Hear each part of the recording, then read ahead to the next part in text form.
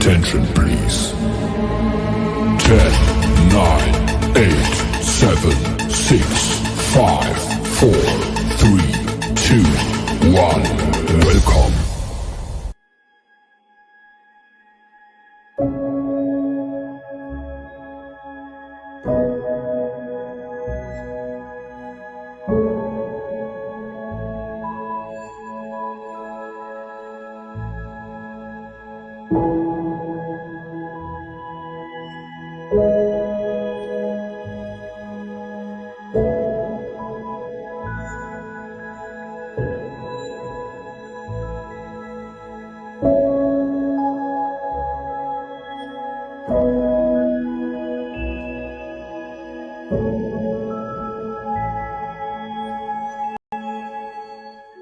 The following PSA is brought to you by The Phoenix.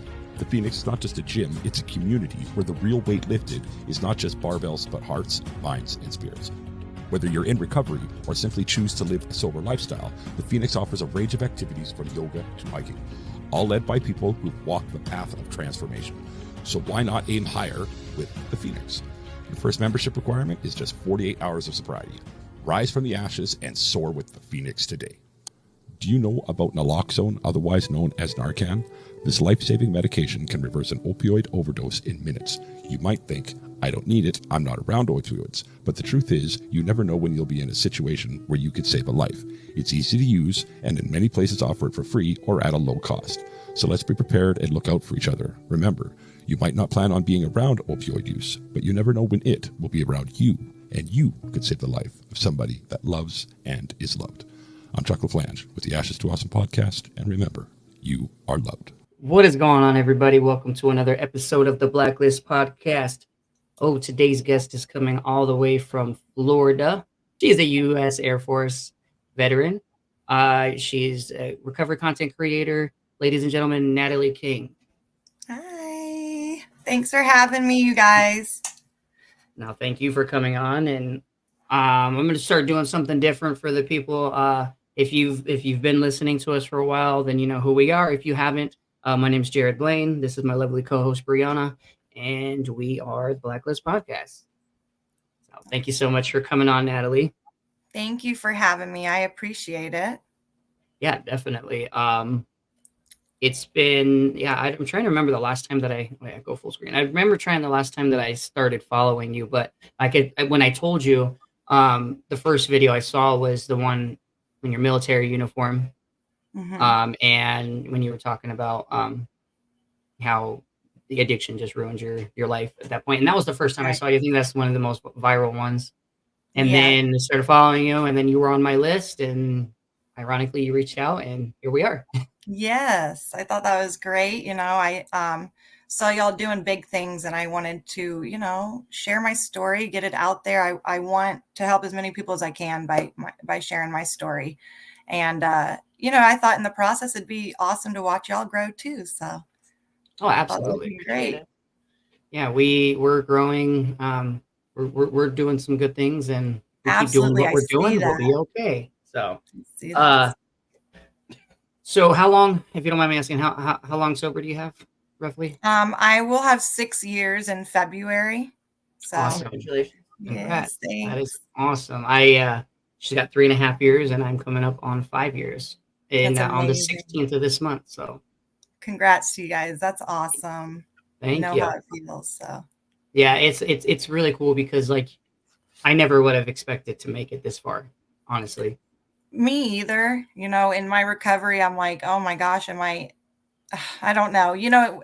Day one seems like it'll take forever to get any, years. And it went by fast, to be honest. It went by really fast. Yeah. And as much as cliche that it is, it's really one day at a time.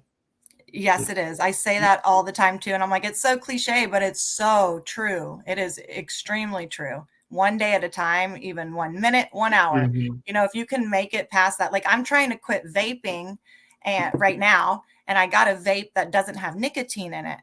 So I'm just like, if I can make it, a next hour, without having a new vape, it'll be great. So it brings me back to when I was, in my addiction, and I would tell myself the same thing, one day at a time. Yeah. And I know a lot of people in the recovery community, they get tired of hearing that one day at a time. I know. But it's literally, that's just the way, that's how I've done it. It's for this moment, for this next minute, for this next hour. And then hours turns into days to weeks to months to years. And next Right. thing you Well, know, you're like, the wow. first time I heard one day at a time, it really resonated with me. That was, I heard it the first time, I think when I was, I don't know, 19 years old. I had talked to some people in recovery, and, they told me one day at a time. And I'm like, actually, that's a really good advice to give. Well, now that I've been in it for so many years and you hear it all the time, I'm like, oh, yeah, that's cliche. Everyone says that, Mhm. but it's true. And it really helps people. So, Well, and the other thing too is treating every day as day one, whether you're 5 years in, 6 years in, or one day in, because we get to that complacency stage in life, and we just stop doing the effort, and then we realize, well, wow, like I just you just got too comfortable in life, and then that's when absolutely. things start to backtrack, and it doesn't happen, overnight. It's No, and it'll snowball fast. yeah, So, exactly. Mhm. So I tell everybody to treat every day as it's day one, whether you got absolutely. 2,000 days or one day. Yes, you have to remember where you came from and what it was like that's what keeps me in recovery, you Yeah. know. So tell us a little bit about you. So who's Natalie King? Sure. I mean, I don't know. I'm an Air Force veteran. I was in the Air Force. I traveled all over. I was actually born in Puerto Rico. I came from a military family. My mom, my dad, my sister, my brother, all military. Um, I was born in Puerto Rico, moved to Hawaii. We traveled a lot, and then we ended up in Texas, Houston, Texas area, and that's where I finished out like high school. And then I joined the military myself, and got shipped to Japan and a bunch of other duty stations. And so it's been a fun life. I've had a lot of experience traveling, and I love to travel, so that's always fun to do. It's been fun traveling in my life.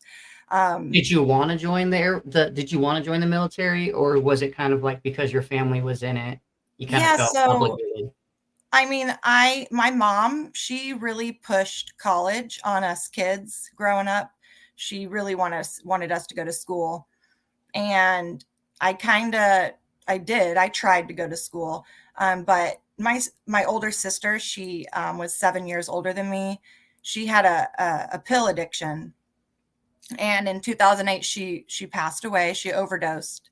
And I tried to, that was the summer after I graduated high school, and I tried to go to college, and I just never went to class. I wasn't in it. I couldn't focus, and I failed out of all my classes, and I ended up joining the military because I felt like I had no choice. But I knew that I could succeed in the military coming from a military family. So I always knew that was an option in the back of my head. Okay. Yeah. So, but yeah, so let's see. So basically, how my story starts is, I never had a problem with addiction in my teen years and stuff. I experimented, like most teens do, but I never got addicted to anything. But I saw my sister's addiction. Now, at the time, I didn't realize how bad her addiction was. I knew she was a pill addict, but she wasn't like smoking them. She wasn't snorting them or shooting them. I didn't I didn't know how bad it was. All I knew what she would do a lot of times was like take a bunch of her Vicodin, and she would take like a bunch of Dramamine too so Mm. that she couldn't throw them up. And I didn't realize how, dangerous that is until I got older, and I'm like, dang, you're throwing them up for a reason. Like maybe Mm. you shouldn't be taking Dramamine to not throw up, whatever. So, Right. um, in my, around 15, 16 years old, I would go to like the pill mills with her in Houston because they were real popular in that time. And so I saw a lot of her addiction growing up. But I didn't know that it was as bad as it was. She overdosed one night in August of 2008, and my little brother was there with her that night. He was 16 at the time, And he's the one that found her. When he woke up, she was kind of like on her knees with her face in the carpet. And he said that he tried waking her up and he realized that she had like stuff in her mouth, like food in her mouth. Yeah. And so he dug it out of her mouth and he started CPR, and he said nothing was happening. So, they called 911, started sternum rubs, things like that. And then my sister's fiance at the time,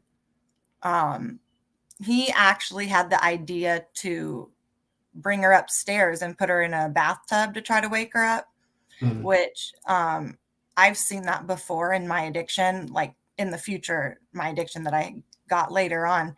I've seen like a people cold shower. Mm-hmm. Yeah. So I've seen people do that many times to people who have overdosed. So I guess that was like a common thing. So my brother, like I said, he was 16, just a kid still seeing all this. And my brother told me that he knew that she was already gone at the time, because when they brought her upstairs to go to the bathtub, she had like urinated herself and everything. He said that's what happens whenever you are already gone. And so as they were carrying upstairs, like, that happened, and he knew she was gone. So he just waited for the ambulance, but he still performed CPR. Right. And my brother said that, in his words, he was like, Natalee, like, to be honest with you, I was cranking on her. He goes, I broke some ribs. I heard him crack and everything. Like, he was like, it was so traumatizing. And I don't know how he ever dealt with that. I don't know if he has still to this day, but regardless. So after that had happened, I tried college. That didn't work out. And I joined the military, and I got shipped to Japan, was my first duty station. And, I thought this would be really good for me, starting out my life in a new country and having a career. I was 21, 22 at the time. And I ended up meeting a guy in Japan. He was also in the Air Force, and we fell like madly in love. It was crazy, you guys. It was like a whirlwind romance. I mean, since the moment we met at the bar in Japan, we were like inseparable.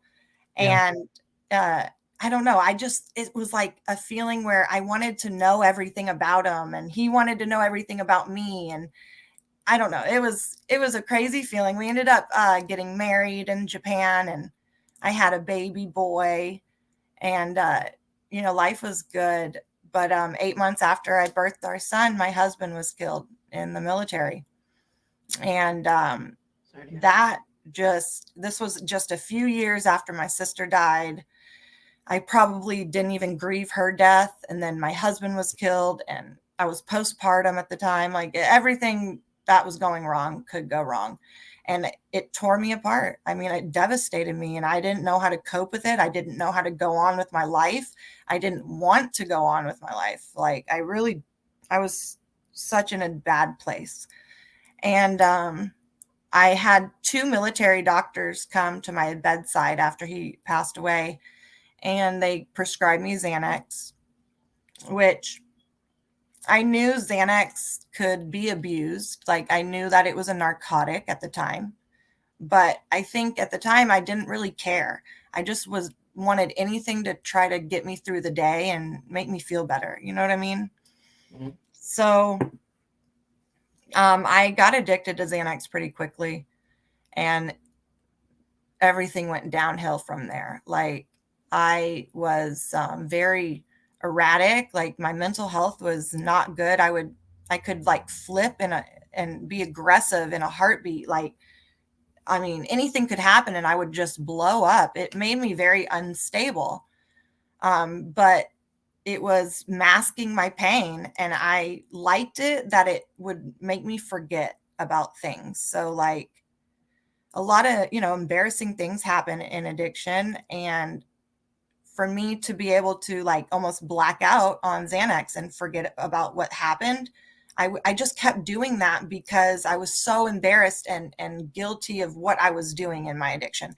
So I just kept taking more and more, and, trying to block out my husband's death and everything. And things got worse and worse. My parents asked me to sign my son over to them, custody over to them, because they really thought I wasn't going to make it out of my addiction alive.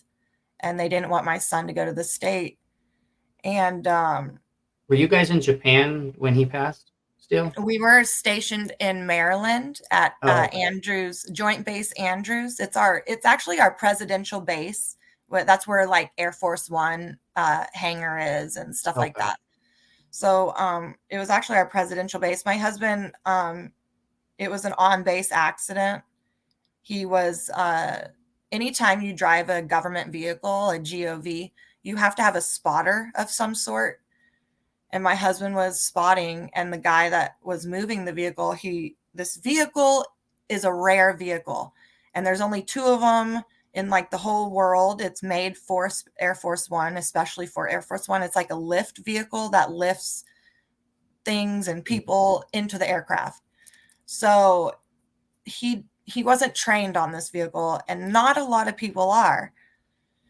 And he said his foot slipped and the vehicle like jumped forward because it was a stick vehicle. Anyways, it pinned my husband against a wall, and it hit him from like the sternum down. And they tried to revive him for 47 minutes, and they couldn't. They couldn't do that. So that was just the details and everything of the case was absolutely traumatizing to me. They did a whole investigation, and they came to my house like 6 months afterwards. I still had no idea what happened or how he died. I heard the rumors, but I had no idea. They never told you. Mm-mm. Wow. And that was probably one of the hardest parts of it too, is I had no answers. I was hearing rumors from people. So the military finally came after the investigation to my house, and they had this whole notebook, of course, his autopsy report, and then just the whole notebook of the investigation. And it went into great detail of what happened. It had statements from everybody that was in the hangar at the time. It had photos and just everything. So that was really hard for me to read through, but I knew I needed to do it for my own mental health, for my own closure. I don't know. I just knew I needed to read the details. So I didn't have a lot of questions, you know what I mean, in my head, because I questioned all the time, like just weird stuff. It's weird when you go through something traumatic like that, the way your mind thinks. I can't help it, but like I was thinking, like, I asked the guy that accidentally killed him. I talked to him actually like a few months ago, and it's been 10 years, since the accident. And I just asked questions about what it was like afterwards. Like, did they unpin him? Was there a lot of blood? I asked details like that because I need to know. I asked, did he say anything? What was his last words? And he just told me that he heard him say, stop, before he hit the wall. And so, things like that I needed answers to for my own closure. So anyways, my addiction got worse. I got deeper into my addiction. Signed custody of my son to my parents. That was a hard decision as well, but I knew I couldn't take care of him. I had a suicide attempt. I crashed my Mustang into a light pole and it totaled it. And I went into, an institution, and I met some friends in there. I say friends, but, other people in addiction there, and their drug of choice was methamphetamine. And so once I got out and hung out with them, I started using meth. And at first, I would snort it, but it ended up to injecting it. And I will say, like, I'm grateful that my meth addiction didn't last too long as my Xanax addiction did, but it was enough to do its damage and show me my rock bottom. I knew I needed to change something. So I didn't really know how to get out of this. My parents were at a dead end. They were desperate. Oh my gosh, they tried kicking me out of the house multiple times. I've been in and out of treatment like 8 or 9 times within 5 years, and nothing ever worked for me. I always went back. I was just so depressed and hurt, and grieving, I guess, that I didn't know a way out of this pain. So one day this was about 4 years after my husband passed away. I got a message online from a guy. His name is Justin, and he went to high school with my husband. So he knew of my husband. They were, they knew of each other. They weren't like best buddies, but they knew of each other. They went to the same school. They hung out at parties together, things like that.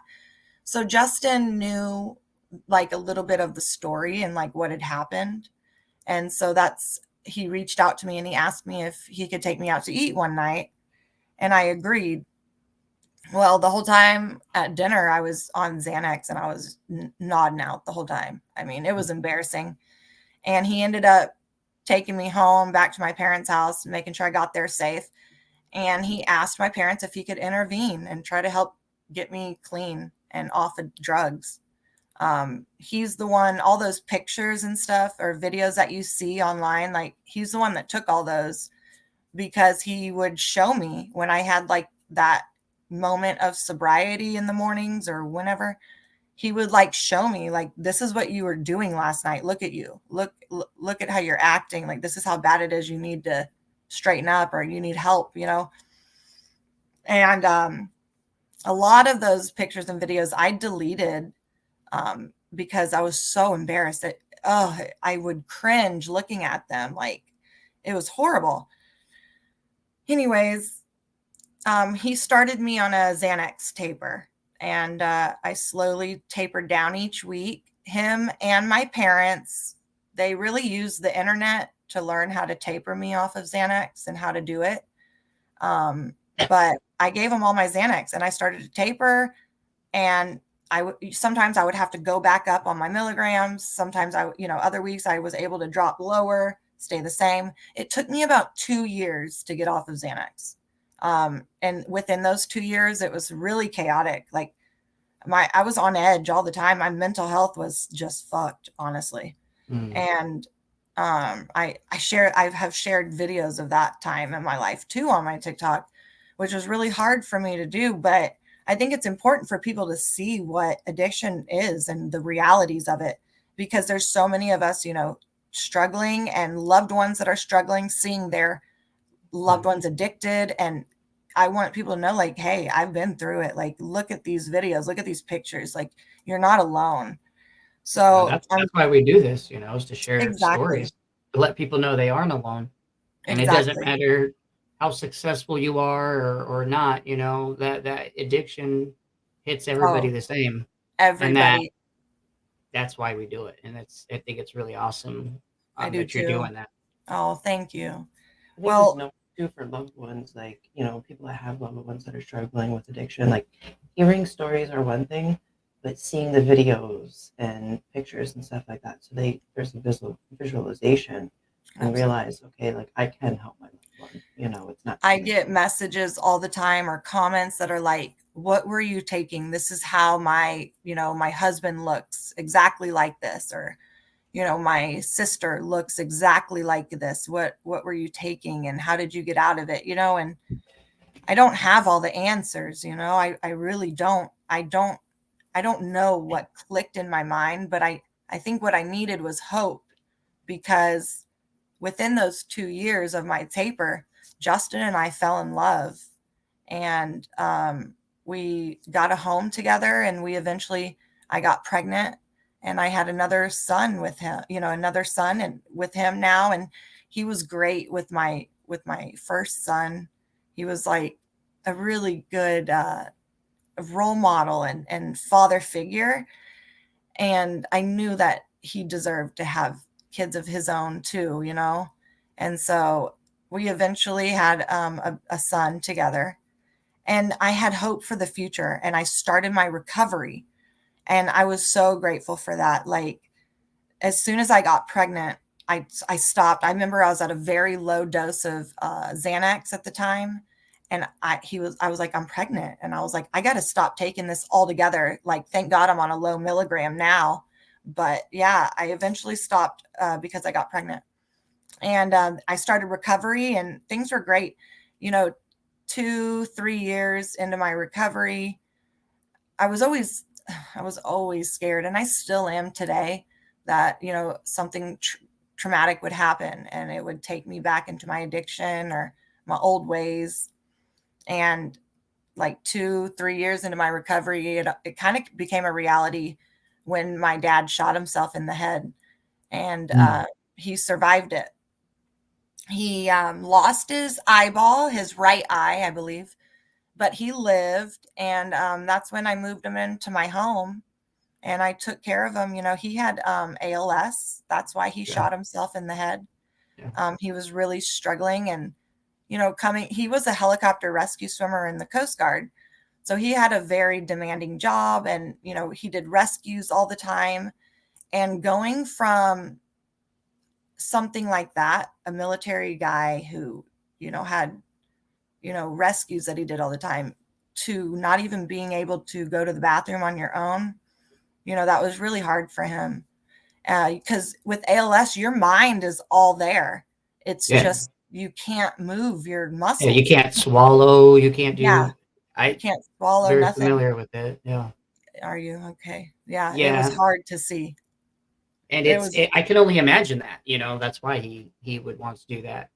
You go from Right. being this person that is used to being able-bodied and everything, and now your body's just slowly deteriorating. It was so sad to watch. And we took really good care of him for a few months, bathed him and shaved him. And, I know he enjoyed being with us. And I was in recovery, but I was so involved in my dad's care that I didn't even have time to think about a relapse. And, when he passed away, I don't know, it was almost like I almost prepared myself for it this time. And so, not that it was easier, but it was almost like I knew how to cope with what I was going through now. So I was able to stay in recovery throughout my father's whole situation, his death and everything. And I'm just so forever grateful for recovery, because it really showed me to soak in, like, I got to soak in those last few months with my dad, and I wouldn't have never been able to do that if it wasn't for recovery. And another thing is, I wanted my dad to, die knowing that he didn't have to worry about me. Yeah. I didn't want him to have to worry that I would relapse or anything like that. So I tried to stay strong for him. And then it just kind of, I don't know, I meditate, I do ASMR, I do a lot of things that help me cope with my emotions today that I didn't in the past. And I think that has a lot to do with it, Oh yeah, and think about it. Why do we use, or why do we medicate? It's some people, it's not because of the substance, but you're addicted to escaping that reality.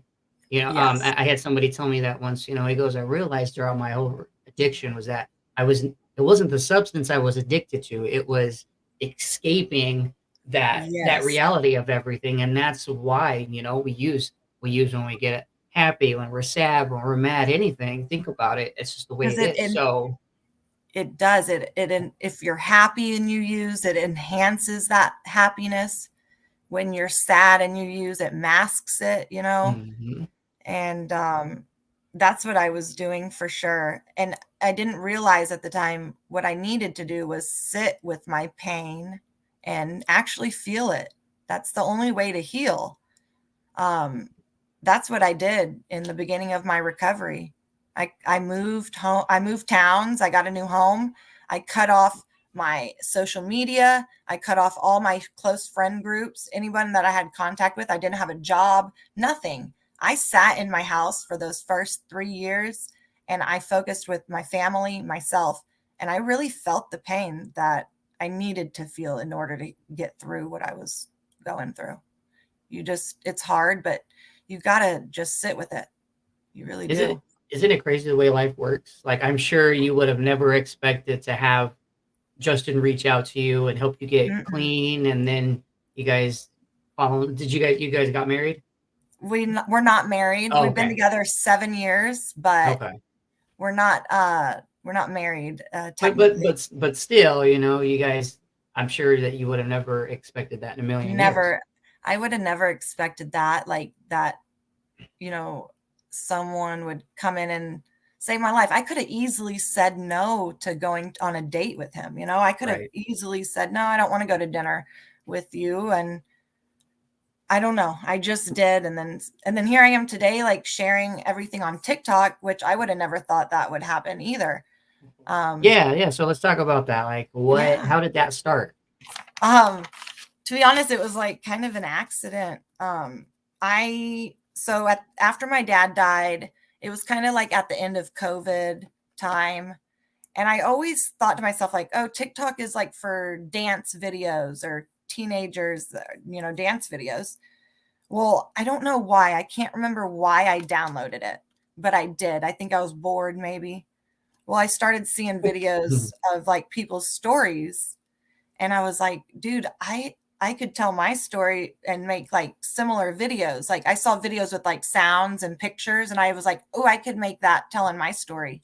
So I would do that. I would get ideas from other videos, and I did that. And I don't know, it just kind of blew up, and people were like, what the hell? Your dad shot himself, or what?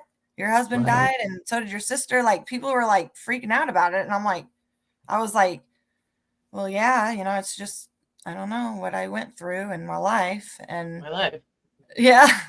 So and people really resonated with that. And then I heard similar stories of people in similar situations. I mean, maybe not losing, 3 people like that, but maybe they had, their dad commit suicide, so they could relate with me that way. Or they have gone through addiction issues, so they relate with me that way. Or, military. I had a lot of people, Gold Star families who have lost loved ones in training accidents or even killed in action, reach out to me and relate to my story that way. So I've had a lot of different people relate to my stories in different ways. And yeah, it was just an accident. I don't know. And then I kind of was like, where am I going with this? I knew I wanted to help people.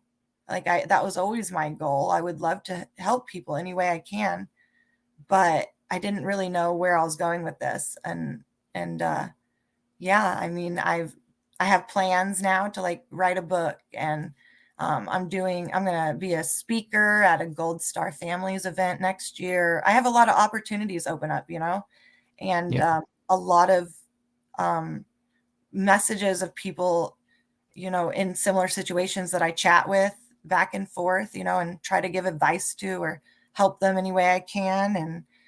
And it's been crazy. So it happened all so fast. When would you say what was your first viral video? When did you think that took off? I mean, my first video that I posted was pretty viral. It was, that trend that was like, I could be brown, I could be blue, I could be violet sky. So I made a video to that, telling a little bit of my story. And that video went viral. So there you go. It's a hit or miss. It's a hit or miss with TikTok. It's like it is. You have one video, like you said, your first video that can just take off, and then you have others where you post 20 videos, and then one of them goes, Absolutely, yes, I know. That happens a lot. It's hit or miss with TikTok, but usually. But at the end of the day, it's just sharing your story, regardless of whether if one person hears it or a million people. I know. I'm happy that like I made a community of people that can kind of share what, similar stories of what they've gone through.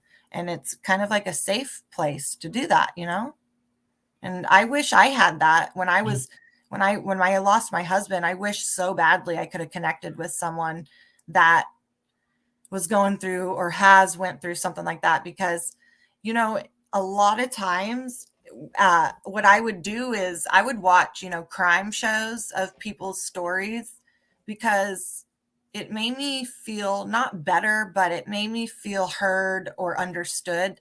And like, I didn't have it as bad, because look at what these people are going through. Like, mine isn't as bad. You know, God bless this lady, you know, she's lost a child or three children, you know, and it made me feel like, I don't know, it just Wasn't as kind of bad. helped me feel better in a way. Like, my story isn't so bad because look at this lady. Right. So that's what I used to do. And so that's what I'm hoping to do for other people, that they can look at my page and look at my story and be like, hey, my life has been hard and traumatic, but at least it's not like her life. You know what I mean? Like, that's what I want people to be able to do. So besides the Xanax script, what other support? I don't even think that's support, but what other things did the Air Force offer you after your husband passed away? You know, not a whole lot. I'm actually going to make a video soon about this, about how the military kind of added and helped me into addiction. I'm not blaming them by any means. I take full responsibility, but they sure did add to it. And I'm going to be making a video for my TikTok soon about that. How I was 23 years old. They gave me a script of Xanax, and they gave me a lump sum of 6 figures and said, there you go, have a good rest of your life. And that's basically what they did to me. And I don't know. You hear about that a lot, unfortunately, though. It's crazy the way you think of, especially with like some of these vets, these homeless veterans and whatnot. They serve their country, then they get injured or something happens, and then it's like the military just sends you out and says, all right, you know, like they don't care. And then they expect you to go to the VA, but then they expect it's months and months and months to be seen. And the VA is shit too. Yeah, they push pills to everybody, the same damn pills to everybody. Yeah. They think everyone has the same damn issues, and they push the same pills. It's a nightmare. I used to be in the funeral industry. Believe it or not, I used to go to scenes and with the coroner and whatnot and pick people up. And I remember there was a vet. He had suicidal thoughts, and he walked into the VA, and he walked up to the emergency room, and he told them that he wanted to commit, you know, he wanted to hurt himself. And they said, well, sorry, you know, take a number, or basically, you know, we can't help you at this exact moment. And he walked out, and he pulled a gun out, and he shot himself in the head right in front of, right in the hospital, right in front of the doors. And this guy was begging and reaching out. And I've seen that a lot, unfortunately. It happens a lot. I was begging and reaching out. I was begging and reaching out. I didn't know. I don't know. Just the military didn't do shit for me, to be honest. So I come from an Air Force family too. And for the most part, my family has either died or retired out of the military. So it's not something, you know, I've kind of heard of, you know, or been able to talk to people about, like, what, you know, my brother's currently the only one in the family, you know, in the Air Force, but like, if something happened in his life, you know, how much support would the Air Force give him? Yeah, you know, it's hard to say. Even my dad retired, my mom retired. My brother is still active duty right now in the Coast Guard. He's a helicopter rescue swimmer like my dad was. But you know, even with my dad's issue and stuff, they hardly helped him, and he was suffering. I mean, he shot himself. They hardly helped him. My brother, he's active duty still, and I don't know how much they would do for him if something happened to him. I mean, when John died, I told them that I had a colonel fly to my house that did the investigation. And the first thing I said to him was, I just want to let y'all know that you lost a really good airman, you know, today or whenever it was in February. And I said, you lost a really good, like, airman who was planning to spend his life in the military. And You have all these dirt bags that are in there, but I just wanted to let y'all know that you lost a really good one. And I don't know. They didn't do nothing for me. And they never reached out to me, nothing, checked up on me, nothing. It's just a number. Unfortunately, everyone's a number to them. You know. And in one of them, they pass away, and they're, well, here you go. Here's a six figures and some pills, and on to the next one. That's what they did for me. And it's sad. It's sad. I mean, I lived in Texas doing the funeral stuff, and I was working on Fort Hood. There was so many soldiers that would kill themselves, and you know, when you hear the 22 a day, and people are like, no, that's no way. That is very, very. Oh accurate. Yeah, very accurate. And when John died, and I went to the death liaison officer, he had a stack of papers on his desk of just accidents of deaths that he had to go through, and mine was just one of them. And it was only February, and he said these are deaths just from this year. Wow. And it was February when my husband died. So he had a huge stack of papers on his desk of just, it's horrible. There's something's got to change. Something's got to be done, but I just don't know what. Well, and that's where you can share your story and really stick with it, you know, go to legislator, do something, whatever that needs to be done. Because I know when I was in Fort Hood, there was that Vanessa Gillian. I don't know if you. So I actually was working when she was recovered, and her mom, you know, her mom and her sister stopped at nothing, and they literally flew down, and they were like, they talked to colonels and sergeant, everybody that was, and they're like, no, because the military they were just trying to sweep it under the rug. And so she was using her voice to be able to, like, you know, like, sign a bill, do this, do that, and you could do the same exact thing. Right. I know. You know, it was shady from the very day that he died. They tried to cover their asses quick, and that's really what pissed me off about it. It pissed me off real bad. I mean, I was lied to and everything. Like, it was just not good. Yeah. And it pissed me off that our military would do that to us. And then they think because they're the military that they're untouchable. Well, like, yeah, I know. They kind of are. I mean, which sucks. It really does suck, though. Because people ask me all the time, they're like, could you sue them? You know, because they let a guy drive this thing who wasn't trained on it. And I'm like, no, you know, they passed a law. You can't sue the military, you know, stuff like that, because they do cover their ass. But that right there they should have never allowed that. Oh, no, I know. But I can see how that could have happened, because I was a vehicle operator in the Air Force, and I was told to move vehicles all the time that I wasn't trained on driving. You know, I park it, get gas, you know, whatever. And so I can see how that had happened. And he was asked to move it, and he didn't know how to drive it. So, speaking of covering their asses, you don't have to answer this if you don't want to, but do you think maybe in a way they know what they're doing when they're prescribing people these medicines, that tragic things happened to them, knowing that there's, you know, a crisis, and you know, if they put you under for a little bit, you're not going to ask any extra questions, you're not going to make them do any extra work, they're just going to do their surface investigation and let it be. It kind of felt like that's what they did, because I had so many questions the day that he died. When I was told he died, you know, they couldn't answer any questions for me. I had the base commander, the chaplain, and his first sergeant come to my door. And I was told at first that he was okay. He was just in an accident, and he was en route to a hospital. And then that's when that was from his first sergeant. 2 hours later went by, and then they all showed up at my door in their dress blues and told me that he passed, and I could go see him now in the hospital. And I was like, holy shit. So I had so many questions, and it almost felt like they wanted to prescribe me something to kind of like stop you from asking. Stop me from questioning. And people know what Xanax does. Xanax makes you black out, you know? It does. Actually, the government knows.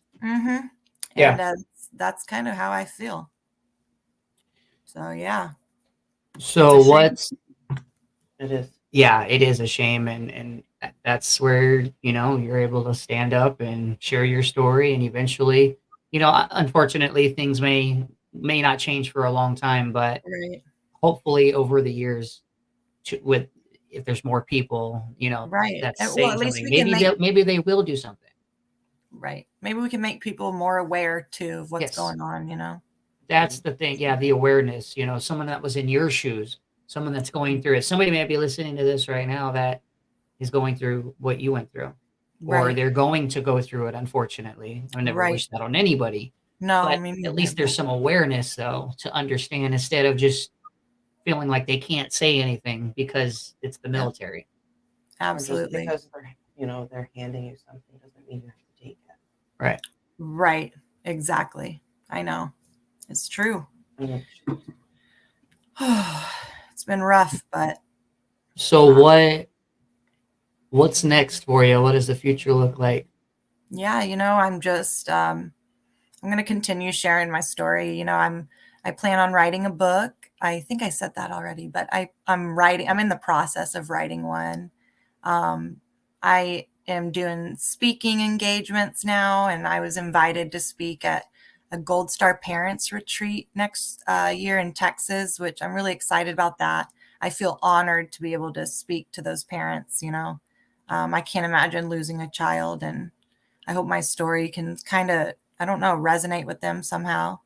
Hmm. And yeah, I'm just taking it day by day, and I do outreach support for drug and alcohol addiction. I'm helping out that way. Um, just trying to stay busy and take care of my family at the same time. So Yeah. Yeah. How are you working through your emotions of writing your book? I'm sure it brings up a whole lot. yeah, a lot of times, like going, like you mean talking through the stories and stuff, and Yeah, or even just like writing it. You're thinking about everything. I know earlier you said yoga and ASMR. so That's some I coping stuff. journal a lot, and sometimes I write like sometimes I get like this motivation to not like write a poem, but like almost write, I don't know, it's like a story. It's part of my story, but I write it out like when I talk about my addiction or something, like I wrote a letter to my addiction and things like that. So I journal a lot, and I write everything down. And if I think of like ways to say things, I just jot it down, and then I put it into my book that I'm trying to do. And a lot of times meditating and my ASMR that I do really help me get through those emotions, like, because this is hard stuff to think about all the time. It's really traumatic to like relive it over and over almost. But I've almost desensitized myself to it, if that makes sense, because I've told it so many times. And I really think that telling my story, it's almost like I did like talk therapy and really dug into the emotions, and it helped heal me. Like I feel like TikTok, sharing my story on TikTok and with people, like podcasts and stuff, um, it has healed me. It's helped heal me. Yeah. And that's how I look at it. So I'm hoping that by writing this book, it'll help me heal it some more and be even stronger in my recovery, things like that. Yeah, you, So, you hit the nail on the head by saying doing these things, helping heal you. mhm. Because that's the same like with me. I had somebody that was on the show, and he messaged me the next day, and he was like, man, just thank you for having me on. He's like, sometimes I forget why I started doing music, and this has made me realize, helping others. And then I told him, I said, you know what? I said, that's why we do this, because at the end of the day, like we're helping others, Mhm. but we're helping ourselves. Absolutely. This is a meeting, like this right here is a meeting, like these are my meetings, Right. and we're helping ourselves at the end of the day, because then we might see something that from a guest that's speaking, man, I never really thought about that. Maybe that's something I Right. need to work on, or this, that, and the third. Absolutely. And that's why I love like doing podcasts and stuff like that, because I want to help people. I want to share my story. I want to get it out there so that someone that needs to hear it will hear it. Yeah. I remember feeling in that darkness that I was in, and that like depths of despair. Like I remember that feeling so vividly. It makes my stomach hurt. Like I can feel it almost. And it's been years. And so I hope that, you know, my story can help someone feeling that way, because I know how hard it is. So Do you have an idea on when your book's going to possibly be out? I don't know. I'm hoping maybe 2025. There you go. You don't want to rush it. I can't rush it too much, but Yeah. hopefully sooner. I mean, it would be nice if it was done sooner, but that's my goal I'm shooting for. So there you go. yeah. Let everybody know where they can find you, where they can follow you at. Sure. I'm on TikTok. My handle is notnataleeking. And then Instagram is NataleeKing, but Natalee has 3 E's instead of 2. So And we'll put the links in the description of the Okay, video great. so they can. So yeah, you got a story. So I Yeah. appreciate you coming on. I appreciate you talking with us and sharing. Did we hit all your points that you want? I think so. I think we did really good talking right. about what we wanted to talk about, you know. Definitely. If anyone else wants to hear, you know, more of the story, they can follow me on TikTok. That's where I mostly share it all. So that would be good. And I appreciate you guys having me on. Well, thank you for opening my eyes about the military too. Oh, yeah. Coming from a huge military family, that definitely Right. helped me look out for some signs and stuff like that. Right. Thank you. Yeah. Well, if anybody's out there struggling, you can reach out. You can reach out to us. You can reach out to Natalee. We're here all the time, 24/7. You guys aren't alone. And go, as always, like, comment, subscribe, share, follow, you name it. Go show Natalee some love. And until next time, ladies and gentlemen, thank you for tuning in. And see you on the next one.